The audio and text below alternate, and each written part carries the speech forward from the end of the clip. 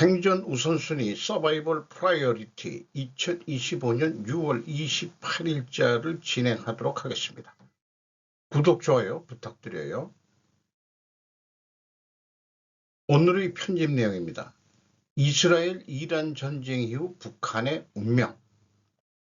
종범들은 재판에서 검찰 구형이 떨어졌는데 정작 주범 혐의 재판은 연기. 서해 구조물에 온누리호 접근하자 중함정 등 5척이 둘러쌌다. 전체 수급자 중 30%가 중국인. 결국 지원 중단. 말과 사람을 치유해주는 남자. 이렇게 편집을 해봤습니다. 공심 파괴라고 부부 방송인데 이스라엘 이란 전쟁 이후 북한의 운명이라고 방송 내용을 제가 짤막하게 요약을 해서 전달하는 수준으로 좀 편집을 해봤고 뭐 중간에 제 의견도 들어갈 수 있겠습니다. 전문가들은 예측으로 먹고 산다는 것을 좀 자랑스러워하고 있고 예측이 맞아 떨어지면 유명세를 많이 타는 것 같아요. 그리고 안 맞아도 크게 손해볼 게 없는 장사다. 분야다. 이렇게 좀 제 견해를 먼저 말씀드리고 시작을 해보겠습니다. 2018년 8월 10일에 이 방송을 진행하는 김정민 박사는 부부 방송인데 제3차 세계대전의 서막과 이란 정권의 전복 2018년입니다. 트럼프 1.0 때도 이란 공격할 것이었으나 연임했다면 했을 것이다. 그런데 이제 떨어지고 바이든이 4년 한 다음에 트럼프 2.0이 됐죠. 드디어 쳤다 이런 식이고요. 그레이트 게임이라는 이름으로 방송한 내용에 이란 제재와 무너지는 1대1로도 전에 날짜는 여기 안 가져왔습니다만 그 전에 했었고 이제 나오는 한국 언론 수준이다라고 표현하고 있습니다. 영화 천문 시청 소감과 미 이란 전쟁 전망을 했습니다. 김정민 그레이트 게임에서 그 문재인 정권과 이란 운명 공동체 이런 방송도 했었고 중동의 친이스라엘화와 4차 산업혁명 이후의 세계 진실하고 2020년 9월 25일에도 방송을 한 적이 있다고 소개를 하고 있습니다. 12,000년의 역사를 알고 역사는 반복된다는 것을 안다면 충분히 우리가 예측할 수 있지 않느냐고 말하고 있습니다. 그리고 중국 사문활과 한반도 소멸에 대해서 다시 언급을 했습니다. 한유동조론 임금님기는 당나귀기 할 말이 많다 이렇게 또 얘기를 하고 있고요. 제가 방송을 보면서 항상 느끼는 건데 현란하다는 게 이제 긍정적인 의미도 들어가지만은 좀 부정적인 의미도 없지는 않습니다. 제가 이 용어를 선택한 것은 너무 현란하다. 상관관계 추론이 높은 수준의 방송 맞습니다. 대단한 지식과 그 다음에 그 추론 능력에 의해서 방송을 해나가는데 미리 말씀드리지만 상관관계의 약점은 다른 증거가 나오면은 그 상관관계가 무너지기 때문에 좀 약점이 있다는 게 하나 있죠. 그래서 이 방송을 비판하는 사람들은 그런 데이터를 찾으려고 노력을 하는지는 모르겠어요. 저는 그거보다도 제가 지향하는 바는 이 과학의 발전 3단계 인과관계 증거를 원인 과정을 찾는 것을 주요 한번 연습 삼아서 해보고 싶은 이 데이터 속에서 어떤 그런 인과관계 구성으로 표현해보고 싶은데 아직 그 수준까지는 좀 어려울 것 같고 좀 어떤 한 사건을 그런 식으로 한번 개진해 보는 거는 여러 번 시도를 했었습니다. 자, 좀 길었는데요. 방송한 내용을 제가 나름대로 빨리빨리 캐치를 해서 타이핑 속도가 그렇게 빠른 건 아닙니다만은 쭉 한번 소개를 해보도록 하겠습니다. 얼마나 현란한지 한번 보시기 바랍니다. 이란 문제가 여러 가지 맞물려 있는 사안이다. 이스라엘 이란 전쟁 휴전 합의, 서로 상대방 비난하기 또 때리기 반복, 이스라엘과 시아파 이슬람과의 전쟁, 순위파 사우디는 일절 관여하지 않는다. 우크라 전쟁의 시작은 크림반도 2014년부터 소급해야 되는데 중동에 IS 조직이 생기고 ISIS라고 보통 발음하죠. 지금은 거의 와해됐지만 이런 시장이나 이스라엘 이란 전쟁도 하나의 세트다 이렇게 표현하고 있습니다. 나토가 이번에 트럼프에게 아부가 장난이 아니다. GDP 5% 국방비 지출 합의 방위산업 크게 발전할 것임. 한국도 올려야 한다. 미국 그 방위산업도 크게 올라갈 거고 한국도 5% 낸다고 약속을 해야 우리나라 방산물자도 수출할 수 있을 거라고 저는 봅니다. 한국 100% 미군 주둔비 다 내놓아도 되었다. 관세 협상하고 등등. 한국은 외교가 멀었다. 외교 수준이 미달이다. 스페인 국방비 거부로 관세 2배 증가했다. 이것도 소개하고 있습니다. 트럼프가 기선제압을 하고 있다. 러시아에서 브릭스 회의에 참석하지 않기로 했답니다. 중국도 안 간답니다. 원래는 간다고 했다. 브릭스에서 러시아와 중국 빠지면 개뿔이다. 시진핑 외부로 나가면 국내에서 쿠데타 일어날 수 있다. 시진핑 측근 제거되고 있는 중. 동남아시아 순방 최종이 눈에 띄었던 거고 반미정성 형성을 위해서 순방을 했었는데 그 후로 얼굴 다시 한번 나온 것은 두문불출하는데 루카센코 그 대통령이 왔을 때 잠깐 얼굴 보인 거 외에는 없다. 그게 공식적인 자리가 아니고 사택 형태에서 만났다. 그렇게 됐죠. 브라질 브릭스 2025년 그래서 망했다. 죽었다. G7을 이길 수 없다. 미국 대륙을 발견하면서 현재의 국제 질서를 만든 역사다. 중국 전기자동차 해상에서 박살난 사건. 선박회사는 보험으로 손해볼 것은 없다. 중국은 전기차 수출을 위해 해외에 수입회사를 만들고 외국인이 설립한 것처럼 만들어가지고 주문을 해서 전기차를 수입한다. 안 팔려도 정부 보조금 받으려고 생산한다. 재고가 쌓일 곳이 없으니 해외에 쌓인다. 전 세계에 쓰레기를 버리고 있는 중이다. 이건 말도 안 되는 소리다. 회사가 자금 돌리려고 그나마 자금 경색이 되면 안 되니까 자금 돌리려고 이런 짓들을 한다. 이것은 태평양 북태평양 항로에서 알래스카 인근에서 화재가 난 그런 사진을 소개했습니다. 다른 선박회사, 이 중국 배나 다른 이런 전기차를 싣고 가는 이런 데서 화재가 일어난다면 중국 전기차 선적하려 할까요? 몇 건 화재가 더 날 수도 있다. 그래서 관세 플러스 해상 운송료 상승하게 될 것이다. 중국 입장에서는. 불이 안 나면 불이 나게 하라. 기후제를 잘 지내라. 이건 자연바라겠지. 이렇게 표현했네요. Y서브 스테이블 코인 미 전역으로 확산 플랫폼 연다. 달러 기반 스테이블 코인은 1대1로 발행될 것이다. 제4세계 3차 대전의 의미, 전자화폐 대중화를 위한 이벤트일 수 있다. 경제 때문에 전쟁이 일어난다. 돈 때문에 전쟁이 났기에 전쟁이 끝나면 당연히 화폐 단위화 될 것이다. 화폐 단위화보다는 이제 2차 대전 후는 달러가 기축통화가 됐었죠. 근데 이번에는 뭔가 이 달러 그 전자화폐로 할 것이다. 디지털 정부가 탄생할 것이다. AWS인데 이게 제가 생각에는 월드 스테이트 세계 단일 정부 초강대국 탄생이라는 약자 같습니다. 그리고 JP 모건 로스차일드 계열이라고 얘기를 하고 있는데 저는 개인적으로 확인한 바는 없습니다만 미국채를 사고 있다. 전 세계에 이거를 퍼뜨려야 된다.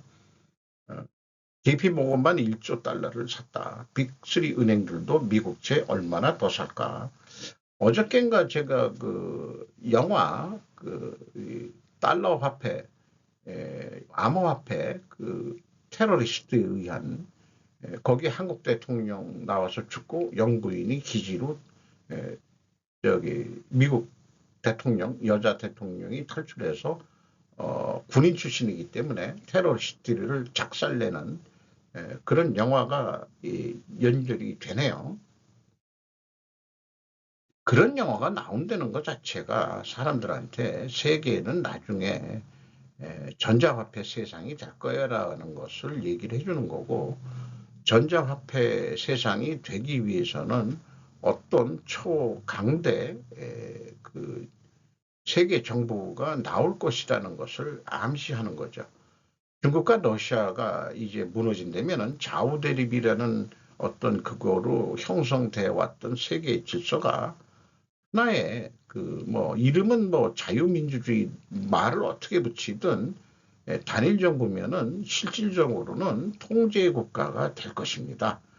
민주주의라는 이름의 그 어떤 그 정치 행태는 뭐 그렇게 오래 가지는 않을 것 같다, 이런 얘기도 나오고 있습니다. 미국 건국 세력들 절대 티를 내지 않는다. 빈티지 패션. 중국처럼 나는 대국이고 너는 서국이다. 한국한테도 이런 싸가지 없는 말들을 했었죠. 이런 말 절대 하지 않습니다. 미국은.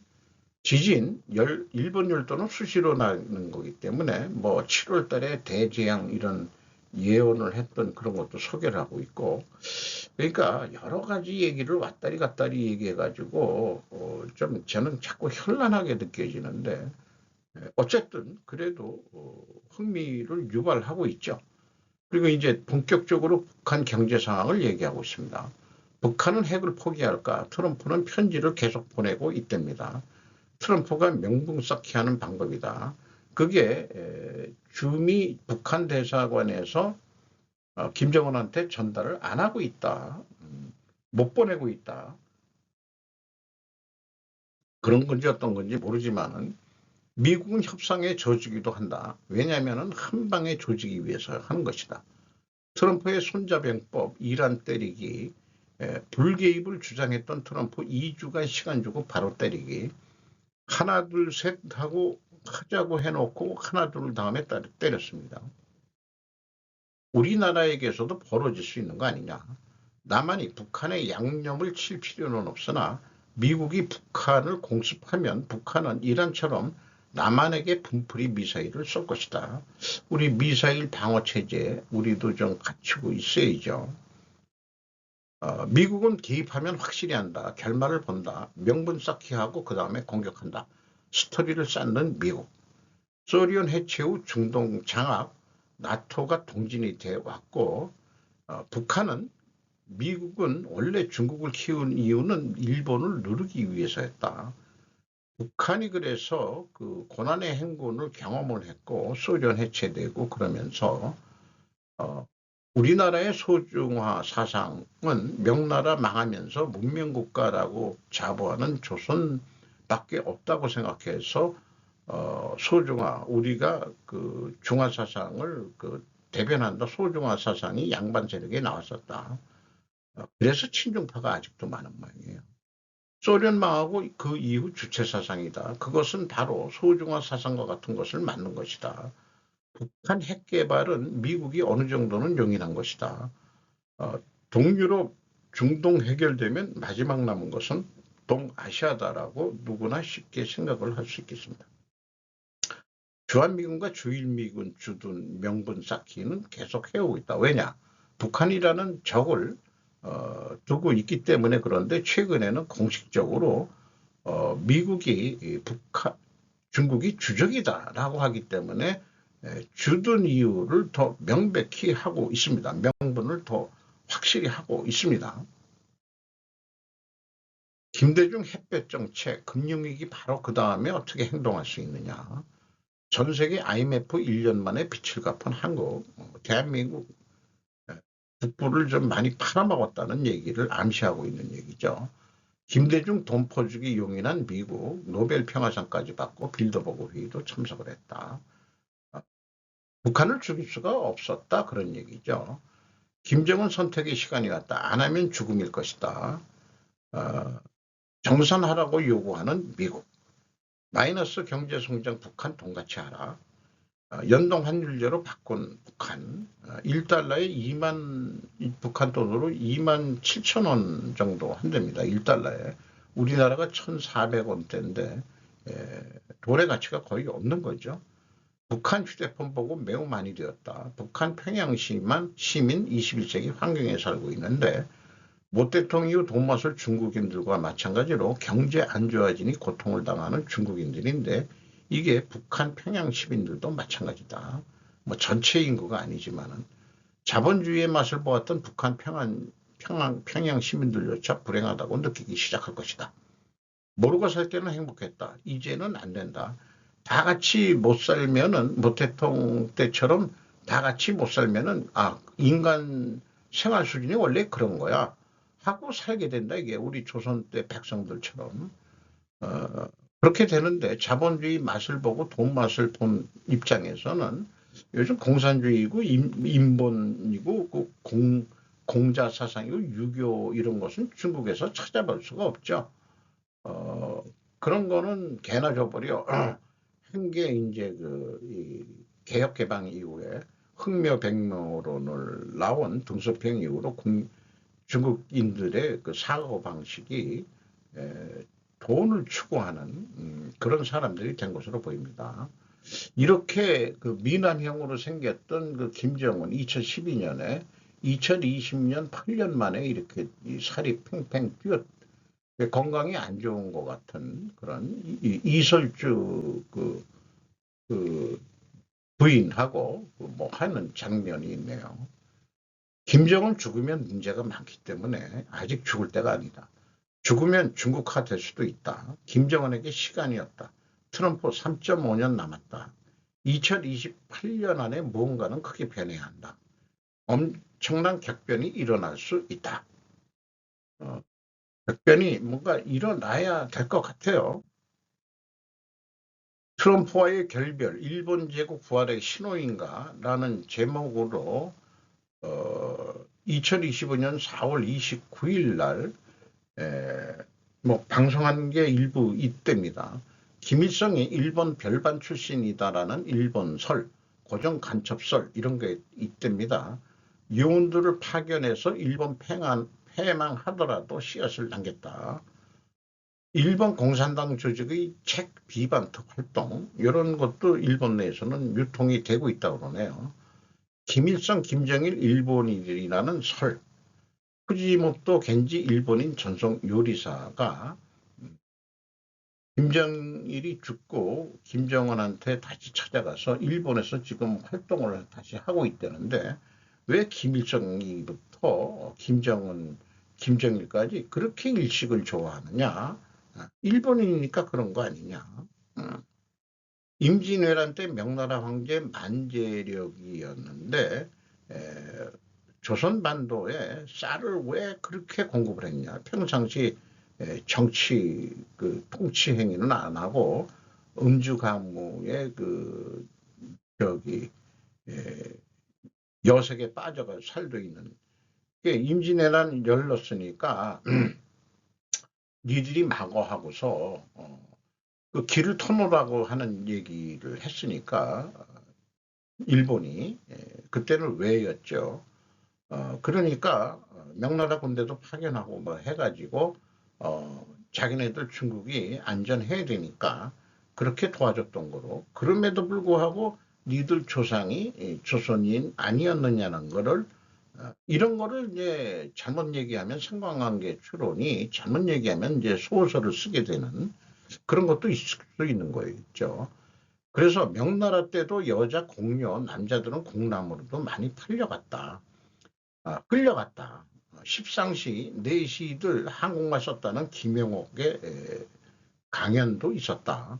주원장은 조선인이었다는 설, 자기주의를 조선인으로 채운 만역제였다. 황제가. 고영희 얘기부터 나오고서 출신지가 1952년생이면은 뭐 저보다 조금 나이가 많으시네요. 일본 오사카부 오사카시 텐노지구 후나바 시초 75에서 태생했다는 설도 있고 전라남도 목포시 출생설도 존재한답니다. 사망은 2004년 5월 24일 프랑스 파리에 있었고 제주 고시고 고두심 언니하고 같이 제주 고시 삼성이 있다고 그러죠. 제주에 북한 이주와 관련된 설 이렇게 소용하고 있습니다. 그래서 저는 고영희 씨가 이 김정일 과 두 번째 부인이 되는 것으로 그렇게 되죠. 거기에 태어난 게 이제 김정은이다. 김정은의 어머니 고영희와 단짝 와다 아키코라고 있는데 와다 아키코 일본 연예인인데 가수 탤런트 사회자이고 김복자에서 김현자로 한국 이름은 바꿨고 김정은 모친 고영희와 단짝이었다. 뭐 이렇게 또 소개를 하고 있네요. 1950년생이니까 이제 그 고영희 씨보다는 2살이 많은 거로 되어 있네요. 동네가 아주 좁은 것 같다. 욕과다 메꾸미라는 일본명이 고용이 아니냐. 이런 사진들로 봐서 얼굴이나 이런 걸 봐서 그런 것 같다라는 얘기예요. 일본에서 어떤 그 납치 뭐 이런 사건 때 증인으로 나온 어떤 그 일본 할머니가 뭔가 그 연관서를 증언하는 그런 자리인 것 같기도 합니다. 어쨌든 일본에서 태어났다고 한다면은 넘어갔다 이게요. 요코다 메꾸비가. 근데 요코다 메꾸비가 천황과 친척으로 보이는 거기에 되고 그렇다면 북한이 그 천황과의 친척이 되니까 백두혈통 네, 근거를 삼는 거 아니냐, 뭐 이런 식까지 얘기 나오고, 이런 책이 나왔대네요. 그 요코다 메꾸미상과 김정은이라는 책이 나왔답니다. 그 소제목까지는 본인이 이렇게 그 번역을 해서 소개를 해주고 있는데, 김씨 왕조의 깊고 깊은 수수께끼 김정은과 후진타오의 인연까지 얘기를 하고 있고, 여기에 북한 일본인과 이스라엘인도 있다 이런 얘기가 나오네요. 참 의외의 그 내용들이 있습니다. 김정은 출생의 미스터리 있고 뭐 메구미 씨의 자식들 뭐 이런 거 있는데 실제 내용은 입수해서 읽어봐야 되면 입수하기가 쉽지 않다고 하네요. 제2의 니폰이 탄생한다. 김정은 후진타오 관련 시진핑이 태자당이었다면 후진타오는 공청당이었나요? 공청당인지 샹하이방인지 샹하이방은 아닌지 모르겠습니다만 다시 복권하려고 노력을 후진타오 자체가 아니고 당들이 정치 세력들이 시진핑 말하자면 권좌에서 밀어내려고 지금 노력하고 있다. 이런 얘기가 들리고 있는 거죠. 일본 삿포로 대학이 만주할 수 있는 교수들이 많다. 만주 역사에 연구하는 곳이다. 왜 이런 것들을 일본에서 계속하느냐. 만주를 한번 지배했었기 때문에 우리가 자기네들도 만주에 욕심이 있는 모양이에요. 각구 휴인 대학이라고 황족 엘리트 귀족들이 다니는 그런 건데 이런데 이런 책이 왜 들어가 있느냐라고 이제 너무 추론이 좀 비약을 하고 있는 면도 없지는 않은 것 같습니다. 김정은 채용에 침입하라고 규정할 수 있지 않냐. 이렇게까지 얘기를 하네요. 이런 그 상관관계 추론이 참 맥힐지 안 맥힐지는 모르겠습니다만은 어쨌든 이 추론이라는 것은 나름대로 근거를 가지고 하는 거니까 뭐 어떤 의미를 나중에 되새겨 볼 필요가 있어서 좀 기록으로 남겨놓고자 하는 겁니다. 제 입장에서는. 백두혈통이 후계자되는 구도, 김일성과 김정숙 여사 사이에 김정일 씨가 이제 나왔는데, 먼저 전처 성혜림 씨하고 나온 자식이 김정남인데 암살당했죠. 그리고 그 김정남의 아들은 김한솔이라고 1994년생인데 지금 미국에서 뭐 보호를 하고 있다는 설이 있죠. 그리고 그 고영희 씨, 아까 그 요코다 메구민가 그 여자의 그 저거 아니냐, 뭐 잘 모르겠습니다만은 어쨌든 김정철이 있고 그 다음에 김정은이 있는데 김정철은 좀 왜 발탁이 안 됐냐 그러면은 김정은이가 조금 김일성 아바이하고 좀 더 유사하게 생겼다고 그래서 발탁이 된 것 같고 이설주 사이에 지금 김주애가 나왔는데 요게 좀 작성된 게 좀 오래된 것 같아요. 최근 같으면은 그 얼굴도 좀 넣었으면은 했는데 어쨌든 이런 관계 등등으로 해서 다시 한번 중국 사분할과 한국 서면이라는 일본 책이 궁금합니다. 저도 원서를 그 입수를 해가지고 한자로 돼 있어가지고 좀 했는데 뭐 로스차일드 얘기도 나오고 어쨌든 그거 보면은 거기 한마디로 한반도는 북한에 의한 통일이고 제2의 고구려가 생기는데 그 성격은 제2의 일본이 될 것이다 라고 얘기를 하고 있습니다. 정범들은 재판에서 검찰 구형이 떨어졌는데 정작 주범 혐의 재카는 연기, 제가 제목을 붙였습니다. 검찰 대장동 사건 김만배 징역 12년, 유동규 징역 7년 구형을 했다. 최정석 조선비지에서 6월 27일 보도한 내용입니다. 1심 재판에서 화천대유 자산관리 대주주 김만배 씨에게 징역 12년 추징금 6,111억 원을 구형했고 유동규 전 성남도시개발공사 기획본부장에게는 징역 7년과 벌금 17억 400만 원을 구형했다.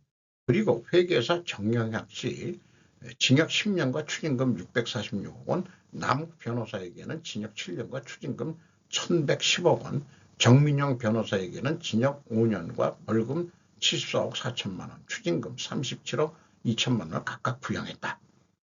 민간업자들은 선거운동을 돕거나 뇌물을 주는 등 성남시와 성남도시개발공사의 공직자들에게 부정한 방법을 동원했다. 성남도시개발공사 내부 비밀을 이용해 총 7,886억 원의 부당이득을 거둔 혐의로 재판에 넘겨졌다. 이 대통령은 성남시장으로 재직하던 2014년 8월부터 대장동 사업 과정에서 알게 된 직무상 비밀을 누설해 민간 사업자들이 부당이득을 보게 한 혐의, 이해충돌방지법 위반 등으로 서울중앙지법 형사합의 33부 이진관 부장판사에서 별도 재판을 받고 있었다. 그러나 이 대통령 당선 이후 해당 재판부가 대통령 불소추 특권을 명시한 헌법 84조를 근거로 지난 24일 예정됐던 공판기일을 변경하고 추후 지정하기로 하면서 재판이 무기한 연기됐다. LH공사도 직무상 비밀을 누설해 또는 직접 투자에 돈을 버는 자들의 뉴스들이 나왔고 추적을 해서 도망다니다가 주로 자살당하는 것으로 마감하는 뉴스들을 봤었습니다. 저는 오직 캄비세스 왕의 심판을 보고 싶습니다.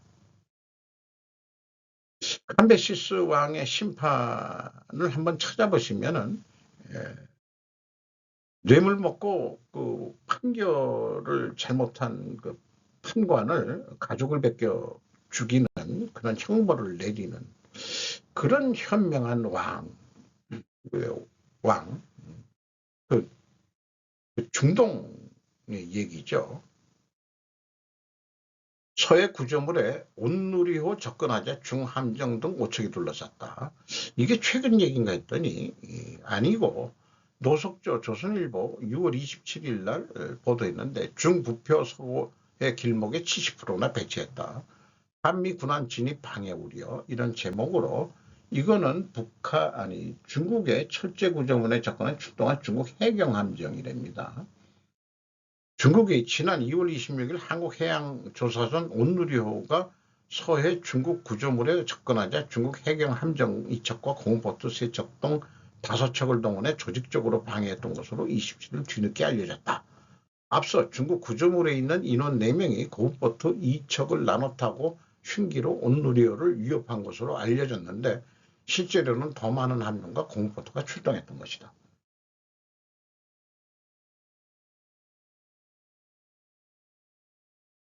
여기에도 어디 설치가 돼 있는, 여긴 모양이에요, 여기. 우리나라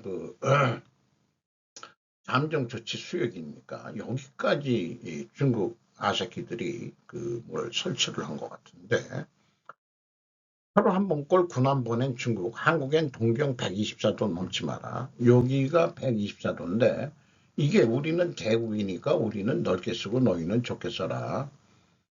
요게 123도인데, 그러니까 애매하니까 여기가 잠정 조치 수역인데 여기에다가 해상 구조물을 중국 아새끼들이 만든 거죠. 요것이 이제 배타적 경제 수역이라고 이렇게 되어 있는 거죠. 해수부를 부산으로 옮기라고 지시한 이 칸.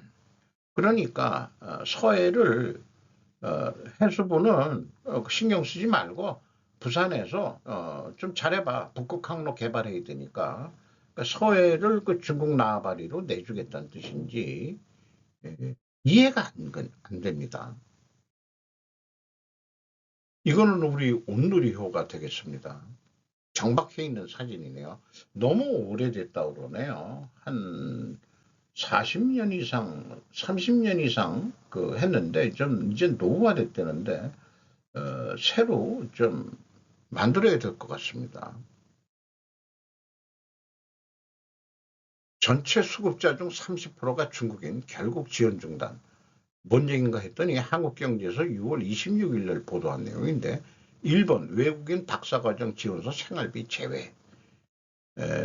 이게 쭉 보니까 연간 국적에 관계없이 박사 과정을 하는 사람들한테 차세대 연구자 도전적 연구 프로그램에서 2021년 시작했었는데 연간 최대 290만 엔, 약 2,700만 원씩 지급했었는데 이 중에서 중국인이 27.5%로 많았다. 그러니까 연구비는 주되 생활비는 이제 끊는다, 지원 중단한다. 이게 핵심이겠습니다. 요미우리는 이 제도는 본래 주된 목적이 일본인 학생 지원이라며 본래 취지에 맞게 변경하는 것이라고 전했다. 일반 대학에서도 외국인이라 하더라도 성적 우수자들이 장학금을 받는 경우는 있죠. 학비, 대학에서도. 그 정도 선으로 그냥 속았다는 것 같습니다. 좋은 하루 되시기 바랍니다.